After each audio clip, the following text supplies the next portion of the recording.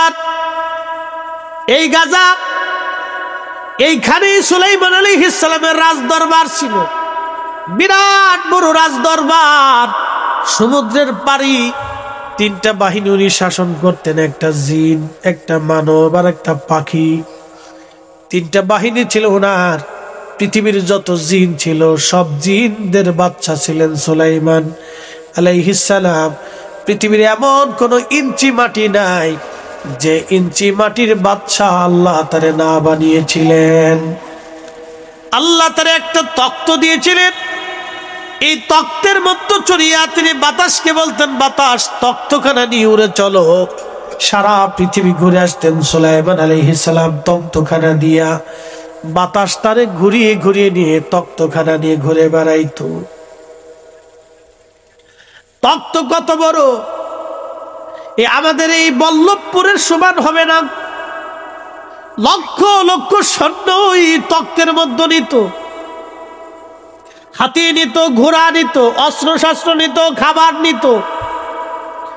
একটা দেশ দখল করার জন্য যত সৈন্য দরকার, যত অস্ত্র শস্ত্র দরকার, সব উনি তক্তের ভিতরে বসাইয়া বাতাসকে বলতেন, বাতাস এবার আমার এই তক্ত নিয়ে চলো। একসাথে বলবেন আল্লাহু আকবার। তেলের গাড়ি তেলে চলে,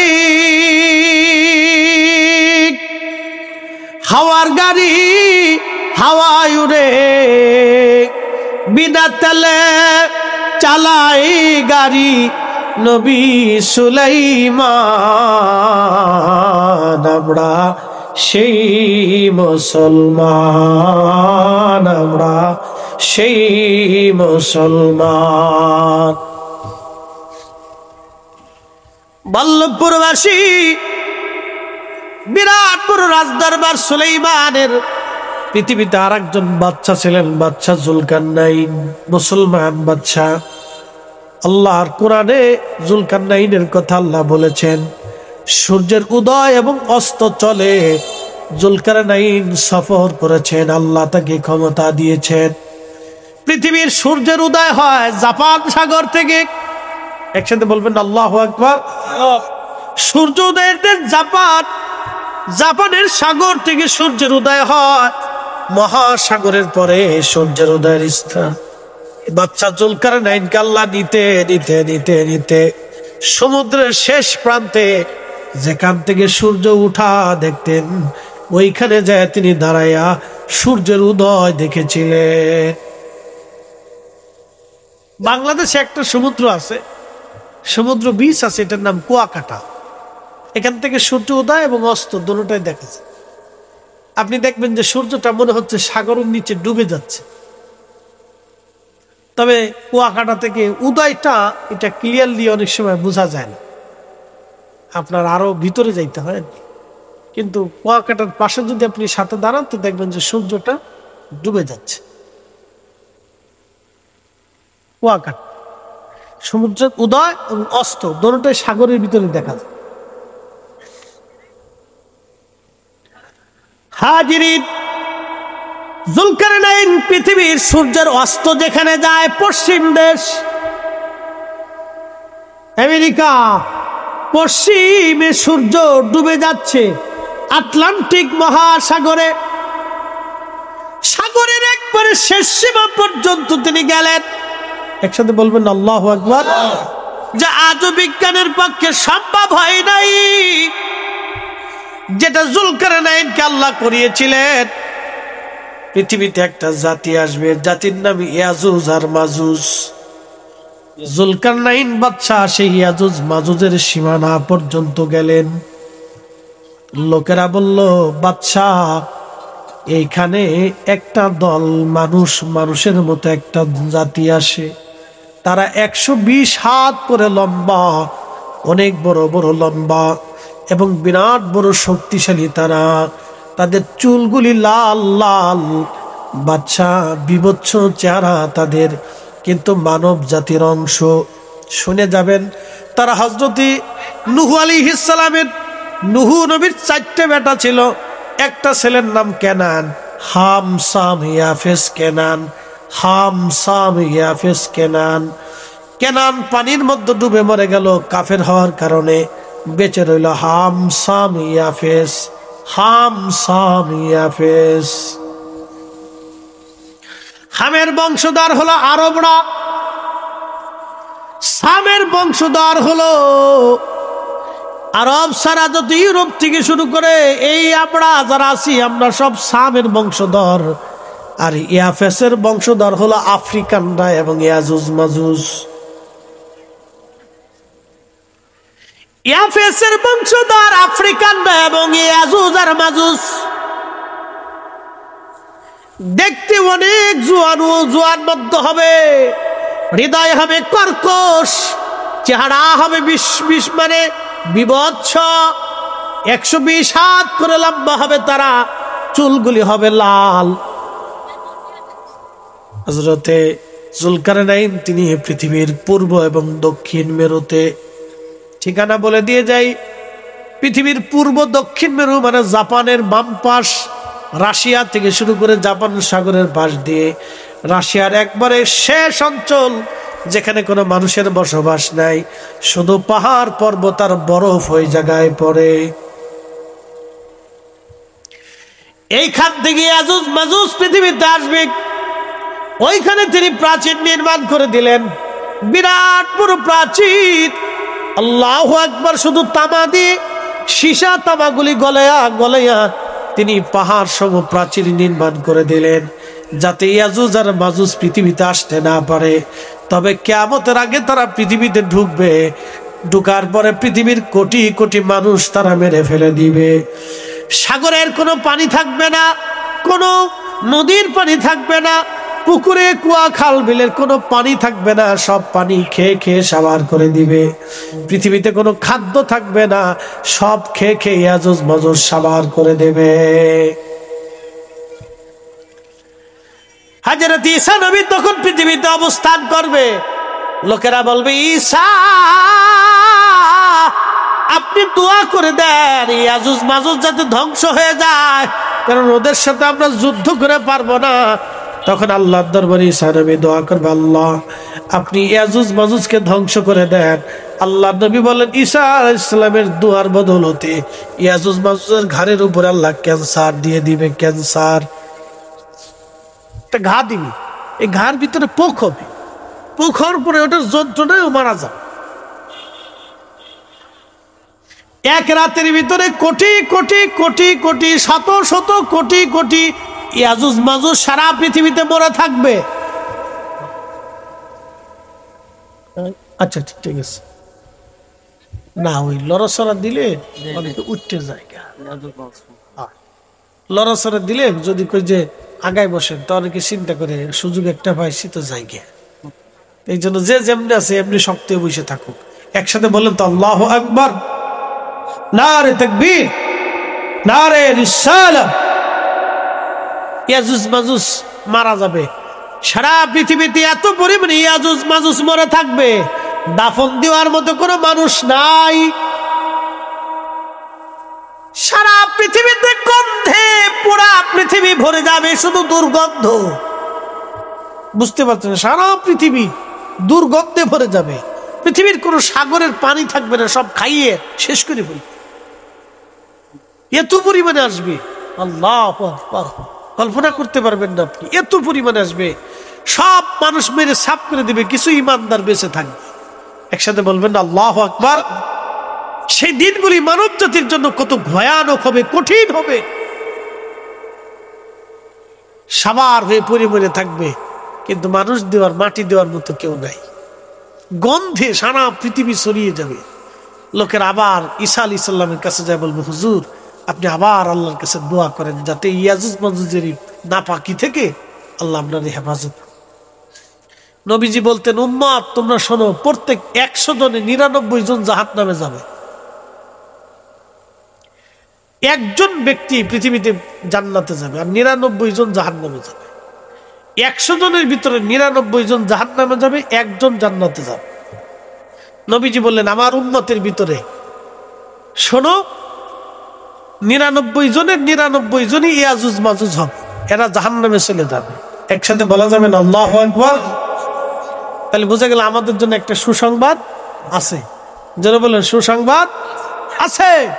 শ্রেষ্ঠ নবী দিলাম তরিয়ে নিতে রোজ হাসরে, ঠিক কিনা? শ্রেষ্ঠ নবী দিলাম তরিয়ে নিতে রোজ হাসরে, পথ না ভুলি তাই তো দিলে পাক কোরআনের বাণী, খুদা তোমার মেহেরবানি।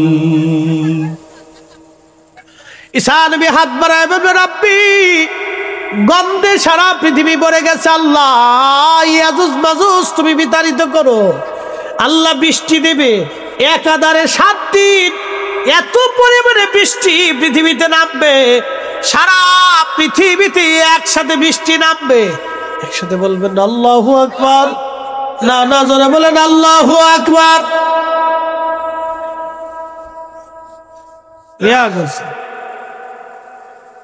বৃষ্টির পানি পড়ে পড়ে পড়ে পড়ে ইয়াজুজ মাজুজকে বন্যা দিয়ে আল্লাহ পানি দিয়ে ভাসায় ভাসায় সাগরে নিয়ে চলে যাবে, পৃথিবী মুক্ত হয়ে যাবে।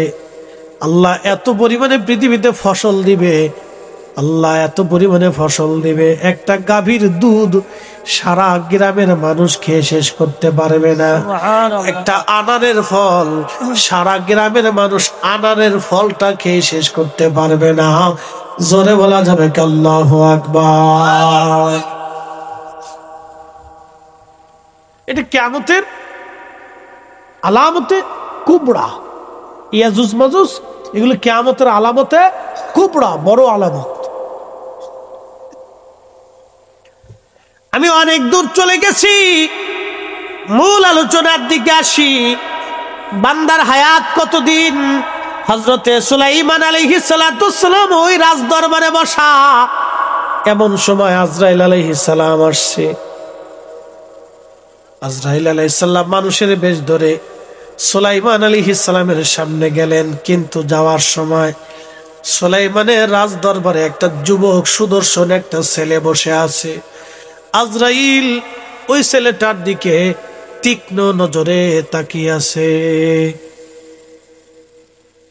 তীক্ষ্ণ নজর দিয়ে আজরাইল আলাইহিস সালাম তাকিয়ে রয়েছে। তা আজরাইলকে তো আর কেউ চিনে না, সুলাইমান আলাইহিস সালাম চিনছে। তো উনি দেখতেছেন যে আজরাইল যুবকের দিকে তীক্ষ্ণ নজরে তাকিয়ে আছে। বলে কারণ কি? আজরাইল কেন যুবকের দিকে তীক্ষ্ণ নজরে তাকিয়ে আছে? যুবকটাও আজরাইলের দিকে তাকায় তাকায় ভয় পাচ্ছে। খোদারি ফেরেশতা আজরাইল আলাইহিস সালাম চলে গেলেন। আজরাইল কি করলেন? চলে গেলেন। আজরাইল কি আমাদের কাছে আসবে না বুঝি? জোরে বলেন, একসাথে বলেন আসবে। কখন আসবে কি জানা আছে? কিন্তু সবার কাছে আসবে। সেদিন একটা ভিডিও দেখে আমার কাছে খুব আশ্চর্য লাগে। একটা লোক সেলুনে বসে চুল কাটার পরে, যে অনেক সময় সেলুনওয়ালারা একটু শরীর টুল বানায় টানে দেয় না, তো মাথা টাথা বানায় টানে দেয়, একটু চাপ চুপ দিলে অনেকের কাছে ভালো লাগে আর কি। তো দেখা গেছে চাপ চুপ দিলে আর কিছু 50 টাকা 100 টাকা বাড়ায় দেয়। তো লোকটা হাসতেছে, হাসি খুশি চাপ চুপ দিচ্ছে, ভালো লাগতেছে, হাসি খুশি। তো এইভাবে ধরে খালি এরকম বাস 30 সেকেন্ডের ভিতরে ছটফট করতে করতে মরে গেল।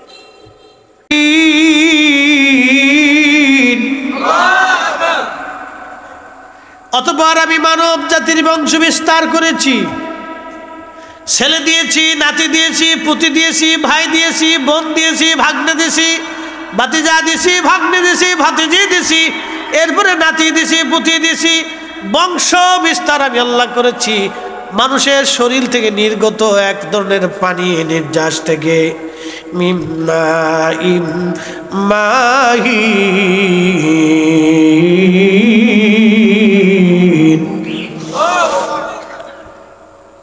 আমরা এক সময় কিছুই ছিলাম না, সৃষ্টিতে কোনো অস্তিত্ব ছিল না।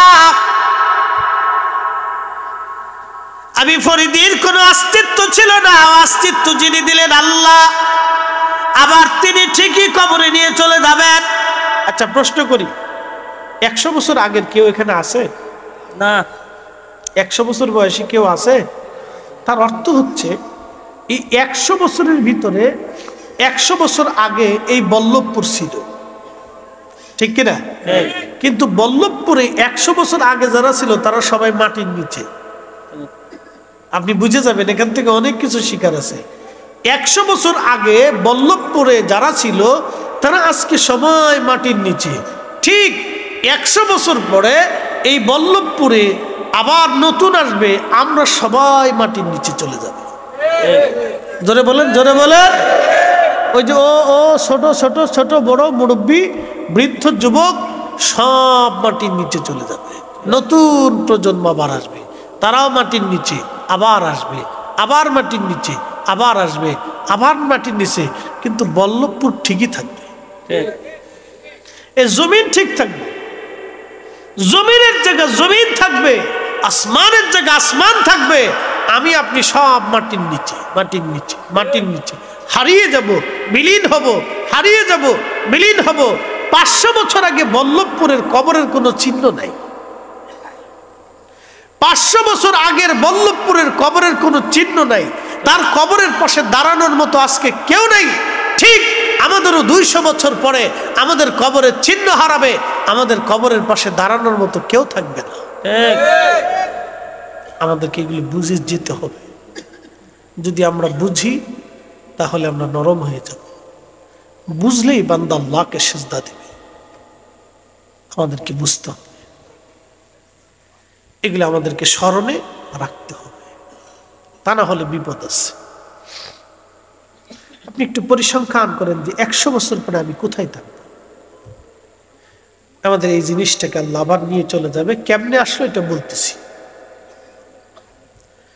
বাবা এবং মায়ের মাধ্যমে বিশেষ এক প্রকার পানি আল্লাহ রাব্বুল আলামিন মার জঠরে রেহেমের ভিতরে আল্লাহ একটা নিরাপদ আধারে আল্লাহ রাখলেন, যেটাকে বিজ্ঞানের ভাষায় বলা হয় জরায়ু। এর ভিতরে আল্লাহ নিলেন। প্রথম 40 দিন আল্লাহ এই পানিটাকে রিফাইন করতে লাগলেন। প্রথম 40 দিন পানিটাকে রিফাইন করে করে আমার আল্লাহ রক্তপিণ্ড বানালেন। খালাকাল ইনসানা মিন আলাক, আমি মানব সৃষ্টি করেছি জমাট রক্ত বাঁধা জমাট পানি থেকে। আল্লাহ এই পানিটাকে মার জঠরে জরায়ুর ভিতরে মার রেহেমের ভিতরে আমার আল্লাহ আমাকে আমার এই বডিটাকে স্ট্রাকচার তৈরি করার জন্য আল্লাহ এই পানিটাকে রিফাইন করলেন 40 দিন। প্রথম 40 দিনে একটা রক্তপিণ্ড হলো। এরপরে আরো 40 দিন আল্লাহ এটা রিফাইন করার পরে গোশতখণ্ড হলো। বাকি আরো 40 দিন রিফাইন করার পরে গোশতখণ্ডটা হাত পা চোখ নাক কান একটা বডির স্ট্রাকচার তৈরি হলো, একটা লেভেল হলো।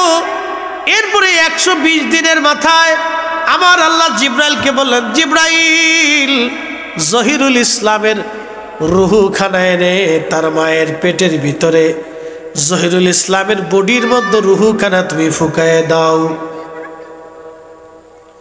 120 দিনের মাথায় রুহুখানা এনে যখন আমার মায়ের রেহেমের ভিতরে আমার বডির মধ্যে আল্লাহ পাক ফুঁকিয়ে দিলেন। ফুঁকিয়ে দেওয়ার পরে আমার নড়াচড়া শুরু হয়ে গেল। আল্লাহ পাক জিব্রাইল ডাক দে বলতেছে, জিব্রাইলকে আমার আল্লাহ ডাক দে বলে, জিব্রাইল আমার এই বান্দার জন্য 4টা জিনিস তুমি লিখে দাও। 1 নাম্বার, কতদিন পর্যন্ত সে বেঁচে থাকবে, কতদিন পর্যন্ত বেঁচে থাকবে আমার এই বান্দা তুমি লিখে দাও জিব্রাইল। আল্লাহর কোরআন বলতেছে, ওয়ামা তাদরি নাফসুম মাযা ওয়ামা তাদরি নাফসুম বিআইয়ি আরদিন তামুত। মানুষ কোন জায়গায়, কোন হালতে, কোন ভাবে, কোন অবস্থায়, কিভাবে মারা যাবে কেউ জানে না, কেউ জানে না। একবার জোরে বলবেন কি আল্লাহু আকবার। মানব শরীরের ভিতর রোগ আছে ৩৫০০। মানব বডিতে রোগ আছে কত হাজার? ৩৫০০। আপনার শরীরে কিছু না কিছু রোগ সবসময় অল্প হলেও বেশি হলেও থাকে। আপনি পরীক্ষা নিরীক্ষা করে দেখবেন, অল টাইম কিছু না কিছু রোগ থাকে। যদি না থাকে তাহলে আপনি ফেরাউন হয়ে যাবেন। ফেরাউনের ৪০০ বছরের জীবনে একটু হাসি হসে নেই, কাশি হসে নেই। নমরুদের ১০০০ বছরের জীবনে নমরুদ একটু হাসিও দেয় নেই, একটু কাশিও দেয় নেই। যদি শরীরের মধ্যে রোগ না থাকে তাহলে আপনি ফেরাউন হয়ে যাবেন, নমরুদ হয়ে যাবেন, জালিম হয়ে যাবেন, শক্ত হয়ে যাবেন। এই জন্য আল্লাহ মুমিনের শরীরে কিছু কিছু রোগ আল্লাহ দিয়ে রাখে। অনেকে শরীরে রোগ আসলে অনেকে বেজার হয়, হায় হায় আমার এত রোগ কা। আপনি শুকরিয়া করবেন, রব্বুল আলামিন আমার রোগ দিয়া তুমি তোমার দিকে নিয়ে গেলা। দেখবেন যার রোগ বেশি সে আল্লাহরে ডাকে বেশি। একসাথে বলবেন আল্লাহু আকবার। যার রোগ বেশি সে আল্লাহরে ডাকে বেশি এবং তার দিল নরম বেশি। দেখবেন যে আল্লাহ আমি, তুমি এত রোগ দিছ, আমি দুর্বল ক্ষীণ বান্দা, আল্লাহ আল্লাহ। আর যার রোগ নাই এটা দেখবেন খুব চেতা। কি কথা কর না, রোগ দিয়ে আল্লাহ আপনাকে আল্লাহর দিকে ডেকে দেয়। এই জন্য আল্লাহ রাসূল বলছে রোগ আল্লাহর রহমত। রোগ কার রহমত? কেন জানেন? আবার কিছু রোগ দিয়ে আল্লাহ আপনার জীবনের গুনাহ মাফ করে দেয়। যেটা জাহান্নামে নিয়ে ফিরাইতো, দুনিয়ার ভিতরে কিছু রোগ দিয়ে আল্লাহ শাস্তি দিয়ে আপনার দুনিয়ার থেকে মুক্ত করে নিয়ে যায়। একসাথে বলবেন না আল্লাহু আকবার। এই জন্য রোগ হইলে আল্লাহর উপর রাগ করেন না, রাগ করবেন না। আল্লাহর উপর সন্তুষ্ট করে, আল্লাহ দিছো, তুমি আমার সেবা করো আল্লাহ, এটা আমি জানি তোমার পরীক্ষা আল্লাহ। আমার কথা কি বুঝতে কোনো অসুবিধা নাই? আচ্ছা, ক্লিয়ার ক্লিয়ার কথা বুঝতে হবে। কারণ আমি এমন কিছু বলার চেষ্টা করি যেগুলো বললে শুনলে মানুষ কিছু বুঝতে পারে, শিখতে পারে। কারণ আপনারা কষ্ট করে আমাদেরকে আনেন, দীর্ঘদিনের একটা প্রচেষ্টা থাকে যে হুজুর আসবে, কিছু কথা বলবে, আমরা কিছু শুনবো, কিছু শিখবো। এই জন্য আমরা কিছু যদি শিখতে পারি, আমি যদি শিক্ষণীয় কিছু বলতে পারি, তাহলে এটা আমার লাভ, কমিটির লাভ। এই যে আপনারা যারা আসছেন তাদেরও লাভ। শোনেন, আপনাদেরকে আজকে একটা কথা বলি, একজন যদি লোকে দান করে তাহলে আপনি তার এই দান দেওয়ার কাজে সাহায্য করবেন। বলে হুজুর কারণ কি? এই লোকটা ধরেন কিছু বস্তা বইয়া এই মানুষের কিছু খাবার টাবার প্যাকেজ ট্যাকেজ করে আপনারা গরিব মানুষের ভিতরে মেহারি টেহারি দিয়ে এই বল্লভপুর টল্লভপুর দিয়ে যারা দরিদ্র আছে তাদের ঘরে পৌঁছাবে। তা আপনি দান করতে পারেন না বা আপনারও সামর্থ্য নাই, কিন্তু আপনি তার সাহায্য করছেন। দান করার ক্ষেত্রে আপনি গাড়ি করে নিয়ে, মাথায় করে নিয়ে, অমুক অমুক বাড়ি গরিব মানুষ আছে এরকম দেখে দেখে আপনি দান করায় দিছেন। ওই বেটা ৫০ লক্ষ টাকা খরচা করে যে সব পাইছে, আপনি সাথে থেকে সেই সব পাইছে। কে আসতে হলো কেন জোরে বলেন? আল্লাহ মনে হয় কিপটা খুব, তাই না? দিবার টিবার চাই না। আল্লাহু আকবার। আপনি সাথে থেকে সেই সব পাইছেন। তাহলে এই মাহফিল যারা দিছে, এই আমার যুব কমিটি, এই যে যুবক সমাজ যে মাহফিলটা দিছে, তারা যে নেকি পাইছে, আপনারা যারা আসছেন বুদ্ধি দিয়ে, মানে শারীরিক শ্রম দিয়ে, মহাব্বত দিয়ে, এই যে বসে থেকে পরামর্শ দিয়ে সাহায্য করছেন, এ নেকিও আল্লাহ আপনাদের আমল নামে দিয়ে দেন। আল্লাহরে দুর্বল ভাবার কিছু নাই, কিপটে ভাবার কিছু নাই। আল্লাহ দিতে চায়, বান্দা নিতে চায় না। তো খুব মনোযোগ দিবেন। আল্লাহ রাব্বুল আলামিন মার দেহের ভিতরে 120 দিনের মাথায় যখন রুহখানা দিলেন, তাহলে মানব দেহের ভিতরে 5টা জিনিস হলো। 1 নম্বরে মাটি, 2 নম্বরে পানি, 3 নম্বরে আগুন, 4 নম্বরে বাতাস, 5 নম্বর রুহু। 5টা জিনিসের সমন্বয়ে আল্লাহ রাব্বুল আলামিন আমাদের বডি বানাইলেন, কিন্তু রুহুটা কি দিয়ে বানানো সেটা বলা হয় নাই। যার কারণে গৌসে পাক বললেন, সেদুর আসরারের মধ্যে 4টা বস্তু দিয়ে মানবের শরীর বডি আল্লাহ স্ট্রাকচার করেছেন। একটা আগুন, পানি, মাটি, বাতাস। এই জন্য কবি লিখেছেন, 4 রঙের মশলা দিয়া যে কইরাছে তোর গঠন চার রঙের মশলা দিয়া। আগুন পানি মাটি বাতাস একই যুগে করিয়া প্রকাশ। আগুন পানি মাটি বাতাস একই যুগে করিয়া প্রকাশ। দেখিলি না তুই কইরা তালাশ, ওরে দেখিলি না তুই কইরা তালাশ, কোন জায়গা সে মহাজন চার রঙের মশলা দিয়া। চার রঙের মশলা দিয়া যে কইরাছে তোর গঠন চার রঙের মশলা দিয়া।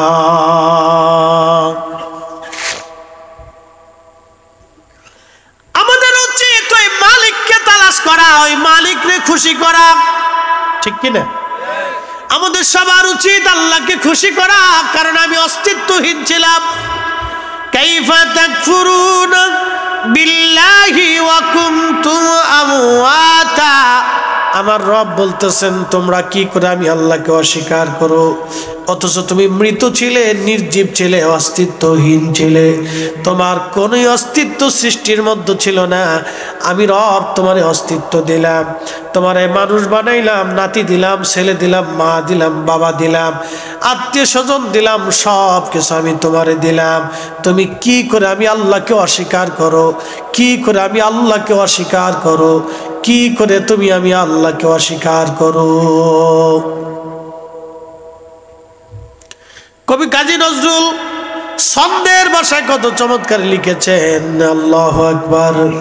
এ সুন্দর ফুল সুন্দর ফল মিঠা নদীর পানি, খোদা তোমার মেহেরবানি, খোদা তোমার মেহেরবানি।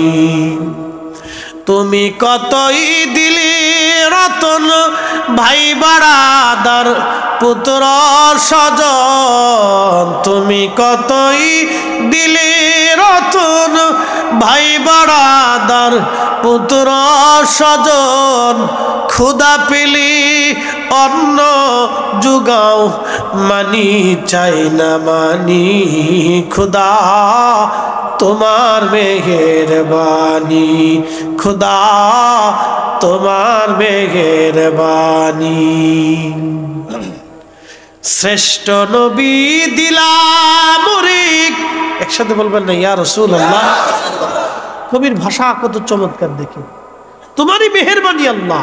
আবার বলতেছেন শ্রেষ্ঠ নবী দিলাম রে তরিয়ে নিতে রোজা হাসরে। একসাথে জোরে বলবেন কি ইয়া রাসূলুল্লাহ। শ্রেষ্ঠ নবী দিলাম রে তরিয়ে নিতে রোজা হাসরে।